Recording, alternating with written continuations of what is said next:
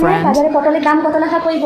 এই যে আমি বাজার যাইতে দেখতে হইছো 250 পটল লিখে আইলি। আমাদের এখানে পটলের দাম জানো 140 টাকা করে কেজি। কই না 250 লিখে আসছি। 140 টাকা পটল বাবা তুমি 1 কেজি খাওয়ার মতন টাকা নেই, পটল খেতে ভালো পাই তাই জন্য 250 লিখে আসছি। ঘরদারে পটল কত করে কি কইব, কিন্তু Goodbye. দাম বাবা।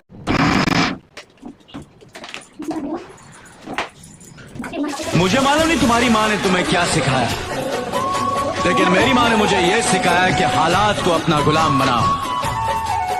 गुलाम बनोगे तो कुत्ता समझकर लात मारेगी दुनिया, और गुलाम बनाओगे तो शेर समझकर सलाम करेगी।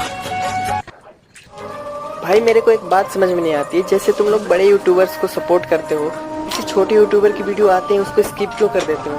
एक बार उसकी वीडियो को देखो, उस बंदे ने मेहनत की होती है भाई। और हाँ, सब्सक्राइब और लाइक करने के पैसे थोड़े नहीं लगते हैं यार, तो थोड़ा सा सपोर्ट दिखा दिया करो छोटे यूट्यूबर्स। प्यार तूने भी किया और मैंने भी, पागलपन तुझ में भी है और मुझ में भी। कुछ लोग प्यार में पागल हो जाते हैं और कुछ लोग पागलों जैसा प्यार करते हैं। এই স্নেহা, এটা কার মেয়ে?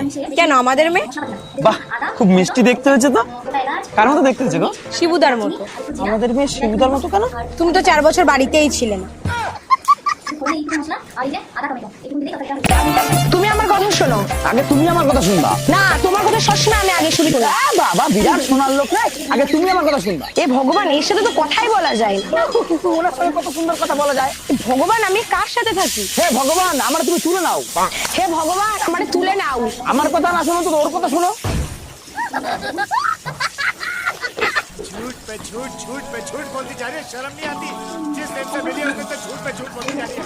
शक्ल देखो इतनी बोली है लेकिन अंदर से लोमड़ी है। अरे गलती तो मेरी है, कि मिला और तुमसे प्यार कर बैठा। बताओ अपने आप को कि क्यों मैं तुमसे मिला, क्यों मैं तुमसे प्यार कर बैठा। प्लीज यकीन करो, मैं सच बोल रही हूँ। और कितना झूठ बोलेगी और क्या क्या सच सुनूं तुम्हारा? এ বোন, একটা কথা বলবো, কাউকে বলবি না তো?